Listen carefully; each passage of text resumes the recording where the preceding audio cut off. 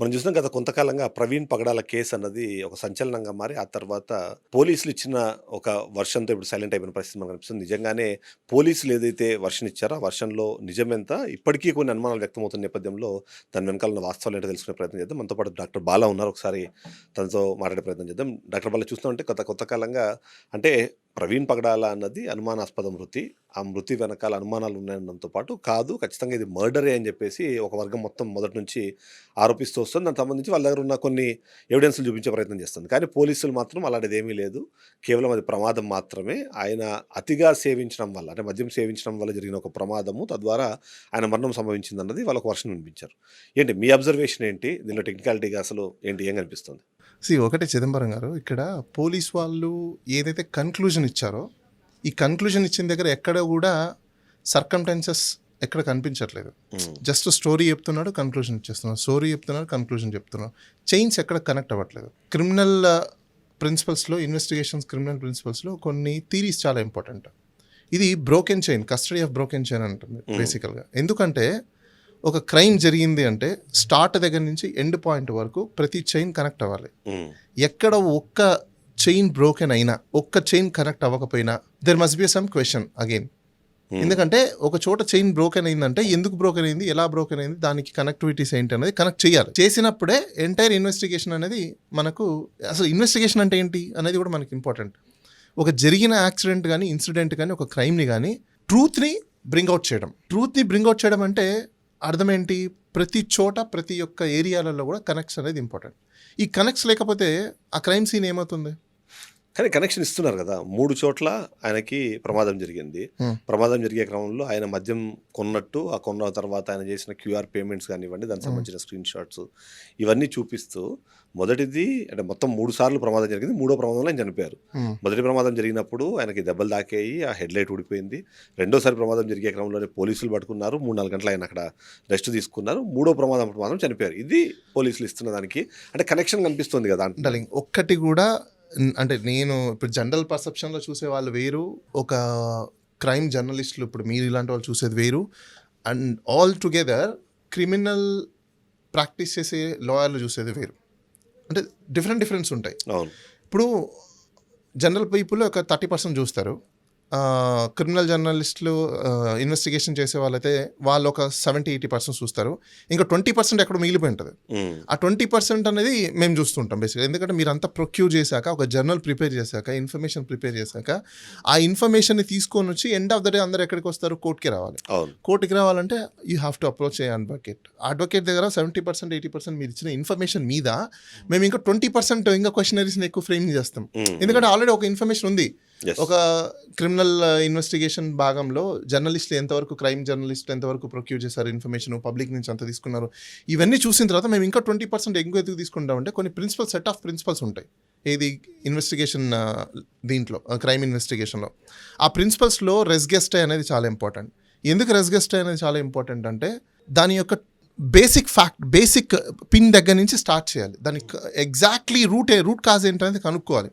That's called రెస్గెస్టే అని అంటారు. Indian evidence యాక్ట్లో దాని యొక్క సెక్షన్ కూడా ఉంటుంది. ఎందుకు ఇన్వెస్టిగేషన్ చేస్తారు? ఎవరైనా చేసి ఏదో ఒకటి చెప్పచ్చు కదా. ఎందుకు ఓన్లీ సిఆర్పిసిలో కానీ, లేకపోతే కొన్ని డాక్టరీన్స్, ప్రిన్సిపల్స్, సుప్రీంకోర్టు జడ్జ్మెంట్స్ వీళ్ళకి ఎందుకు పోలీస్ వాళ్ళకి పవర్ ఇచ్చాయంటే బికాస్ దే ఆర్ ట్రైన్డ్. దానికోసమే వాళ్ళని చదువుకున్న తర్వాత జాబ్ వచ్చింది, ట్రైన్ చేశారు, ఇవన్నీ ఉన్నాయి. ప్రాబ్లం ఎక్కడొస్తుందంటే ఎందుకు ఇండియన్ ఏజెన్సీస్ ఫెయిల్ అవుతున్నాయి, ఇన్వెస్టిగేషన్ ఏజెన్సీస్ ఫెయిల్ అవుతున్నాయి అంటే, నా ఒకప్పుడు ఉన్నంత ట్రైనింగ్ సిస్టమ్ ఈరోజు లేదు. టు బి ఫ్యాక్ట్ మాట్లాడుకుంటే 1982 నుంచి నాకు తెలిసినంతవరకు ఈరోజు వరకు there is no proper training at all. ఎందుకంటే క్రిమినల్ ఇన్వెస్టిగేషన్ ఆఫీసర్నే బందోబస్తులకు వాడతారు, సెక్యూరిటీకి వాడతారు, లా అండ్ ఆర్డర్కి వాడతారు, అన్నిటికీ వాడేస్తారు. సో వాళ్ళ మైండ్ ఎక్కడ పెట్టాలి? ఎందుకంటే ఇక్కడ సైకాలజీ, ఆంథ్రోపాలజీ చాలా ఇంపార్టెంట్. అది హ్యూమన్ ప్రతి ఒక్కరికి ఇంపార్టెంట్, ఈవెన్ అనిమల్స్కి ఇంపార్టెంట్, బర్డ్స్కి, అందరికీ ఇంపార్టెంట్. ఇప్పుడు పోలీస్ వాళ్ళు కూడా హ్యూమన్ బీయింగే. వాళ్ళు ఎన్నెన్ని ఇది చేస్తారు? మైండ్ స్ట్రెస్ అయిపోయినప్పుడు సమ్ టైమ్స్ కొన్ని మిస్ అయిపోయే ఛాన్సెస్ ఉంటాయి, ప్రెజర్ వల్ల మిస్ అయిపోయే ఛాన్సెస్ ఉంటాయి, రకరకాలుగా జరుగుతుంటాయి. ఈ కేసులో కూడా ఎక్కడో చోట సమ్ ఒత్తిడి ఉందేమో అన్న ఒక భావన అయితే కల్పిస్తుంది. లింక్స్ ఏంటి అసలు? మిస్ అయిన లింక్స్ ఏవి? నిజంగా కంటిన్యూటీ లేదు అంటున్నారు మీరు. ఎందుకు కంటిన్యూటీ లేదు అంటే వాళ్ళ ఇంటి దగ్గర నుంచి బయలుదేరిన దగ్గర అన్ని చోట్ల వీడియో చూపిస్తున్నారు, కానీ ఎక్కడే కానీ ఇది ప్రవీణ్ పగడాల అనే ఒక ఫోటో ఎస్టాబ్లిష్ చేయట్లా. ఇప్పుడు వాళ్ళే చెప్తున్నారు మాకు డౌట్ఫుల్గా ఉంది, మా దగ్గర మేము కూడా లేవు, దాన్ని చేయలేకపోతున్నాము. దర్ ఇట్ సెల్ఫ్ డౌట్ కదా. When you raise a doubt ఇన్వెస్టిగేషన్లో, క్రైమ్ ఇన్వెస్టిగేషన్లో మీకు డౌట్ వచ్చిందంటే you must clear that. Clear అవ్వకుండా కన్క్లూజన్ ఎలా చేస్తారు? సపోజ్ ఇప్పుడు ఇది యాక్సిడెంట్ అని అంటాము. యాక్సిడెంట్ అంటే ఇప్పుడు యాక్టివా బైక్లో చిన్న ఎగ్జాంపుల్ చెప్తాను. వాళ్ళకి సంబంధించిన ఒక పోలీస్ ఆఫీసర్ నార్మల్గా జారి కింద పడితేనే ఎన్ని దెబ్బలు తగులుతాయి, రైట్? అలాంటిది బుల్లెట్ వెహికల్లో మీకు 3 ప్లేసెస్లో యాక్సిడెంట్ జరిగింది. ఒక ప్లేస్లో వాళ్ళు ఎక్కడ చూపించారు, బైక్ ఫాస్ట్గా వచ్చి గుద్దేసింది, అంబులెన్స్ కూడా వచ్చిందని చెప్పేశారు. ఆ రేంజ్లో ఒక బుల్లెట్ వెహికల్ గుద్దితే మనిషి కామ్గా ఉంటారా? ఏ దెబ్బలు తగలకుండా, ఏం చేయకుండా డెఫినెట్గా దెబ్బలు తగులుతాయి. కానీ 2 చోట్ల పడి, ఒక చోట పడినా ఒక చోట గుద్దేసినా ఏమవ్వాలా? హౌ? అలా ఎలా అవుతుంది? చేతిలో దోక్కుపోయినాయి, సరే పగిలిపోయింది, దాని కారణం. మరి హెల్మెట్ ఎక్కడ పగిలింది? హెల్మెట్ ఇంటాక్ట్గా ఉంది అక్కడ. మనం ఒకసారి చూస్తే ఇమేజెస్లో కూడా హెల్మెట్ ఈస్ ఇంటాక్ట్, ఆ హెల్మెట్లో ఇంటాక్ట్ ఉంది. రెండో విషయం, వీడియోస్లో ఎక్కడా కూడా ఆయన ఫేస్ క్లియర్ కట్గా లేదు. ఓకే, దెన్ సెకండ్ థింగ్, అసలు ఈయన ఎందుకు మీటింగ్స్లకి ఇప్పటికిప్పుడు హడావుడిగా రావాల్సి వచ్చింది అంటే మీకు డౌట్. అసలు క్రైమ్లో ఇన్వెస్టిగేషన్ అనేది ఎప్పుడు స్టార్ట్ అవుతుంది అంటే ఒక డౌట్తో స్టార్ట్ అవుతుంది. ఆ డౌట్స్ నుంచే స్టార్ట్ చేయాలి వీళ్ళు. అసలు ఇక్కడెక్కడ వీళ్ళు డౌట్ చేయట్లేదు, కన్క్లూజన్. సో ఇన్నిసార్లు కన్క్లూజన్స్కి ఎప్పుడు వెళ్తారు ఇన్వెస్టిగేషన్ ఆఫీసర్స్ కానీ, పోలీస్ డిపార్ట్మెంట్ కానీ? మీరు అన్న ప్రకారం క్రిమినల్ దీంట్లో కూడా ఇన్వెస్టిగేషన్లో ఫస్ట్ వాళ్ళు ఐడెంటిఫై చేసేది మోటివ్ ఏంటి అని. అవును. సో ఇతన్ని మర్డర్ చేయాల్సిన అవసరం ఎవరికి ఉంది అదే ఫైండ్ అవుట్ చేయాలి. అది ఎప్పుడు వస్తుంది?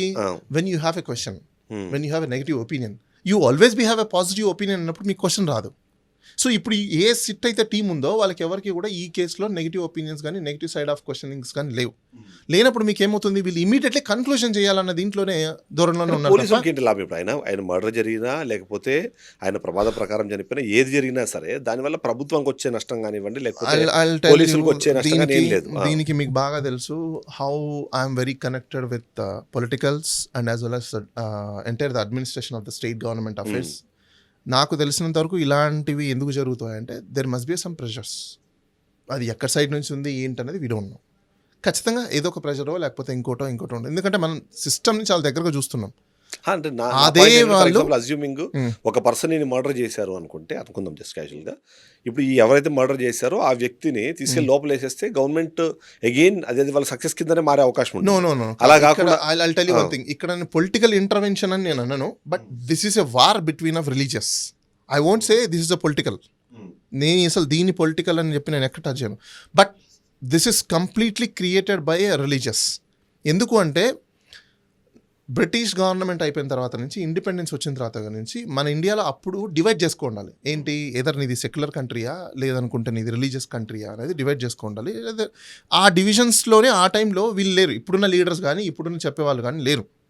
అప్పుడేంటి, ముస్లిమ్స్ వాళ్ళు, తర్వాత అలానే క్రిస్టియన్స్, అంటే ఇన్ ద సెన్స్ బ్రిటిష్ వాళ్ళు వచ్చారు, వార్స్ జరిగాయి, రకరకాలు జరిగిపోయిన తర్వాత డిస్ట్రిబ్యూషన్ సిస్టమ్ అయ్యాక డెమోక్రటిక్ స్పిరిట్లో మనం మారిన తర్వాత ఇప్పుడు మనమే వరల్డ్కి వెళ్తున్నాం, గ్లోబలైజేషన్ అంటున్నాం, అమెరికాకి వెళ్తున్నాం, ఆస్ట్రేలియాకి వెళ్తున్నాం, లండన్, అన్ని చోట్ల వెళ్తున్నాం.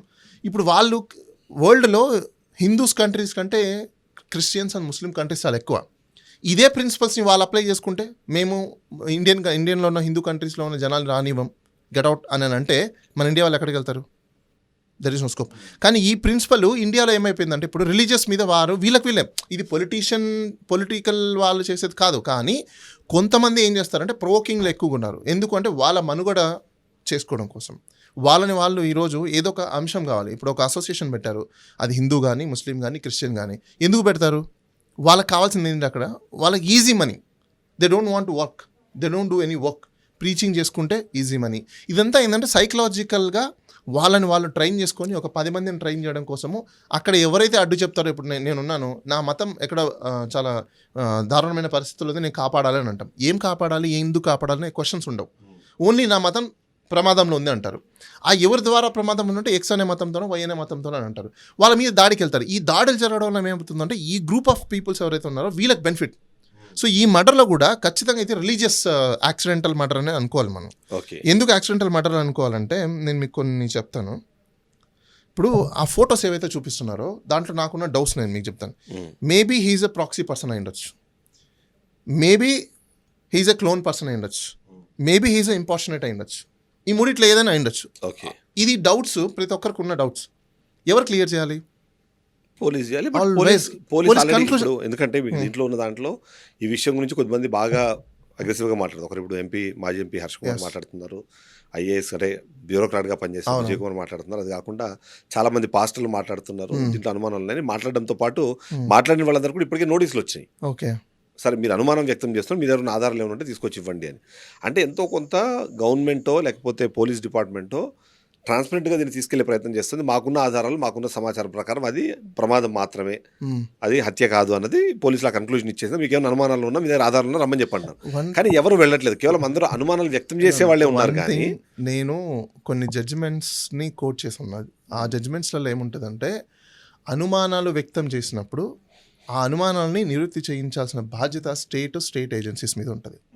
వీళ్ళ దగ్గర ఆధారాలు ఉంటే, మీ మీద నమ్మకం ఉంటే, కాన్ఫిడెన్స్ ఉంటే మీకు ఇస్తారు. కాన్ఫిడెన్స్ లేదు అనుకున్నప్పుడు వాళ్ళకు రైట్ ఉంది. ఎవరి దగ్గర అయితే ఆధారాలు ఉంటాయో వాళ్ళు కోర్టుని అప్రోచ్ అవుతారు. మిమ్మల్ని మీకు ఇవ్వాల్సిన అవసరం కూడా లేదు. అంటే మీకు ఇప్పుడు వాళ్ళకి సపోజ్ నోటీసులు వచ్చాయంటారు, అది నోటీసులు నిలబడవు అనేది డిఫరెంట్ స్టోరీ, లీగల్ బ్యాటిల్. ఎందుకు అంటే ఇప్పుడు వాళ్ళ దగ్గర ఆధారాలు ఉన్నాయి. Yes, there is a competent authority అడిగినప్పుడు ఇవ్వాలి అనేది. ఆ కాంపిటెంట్ అథారిటీ మీద ఇవ్వాలి అన్నప్పుడు there is a question again, ఎప్పుడు ఇవ్వాలి అనేది క్వశ్చన్. మీ మీద ఫెయిత్ ఉన్నప్పుడు, మీ మీద ఫెయిత్ లేనప్పుడు మీకు ఎందుకు ఇస్తారు? ఇప్పుడు క్వశ్చన్ ఓపెన్ ప్లాట్ఫామ్లో పెట్టండి కనీసం.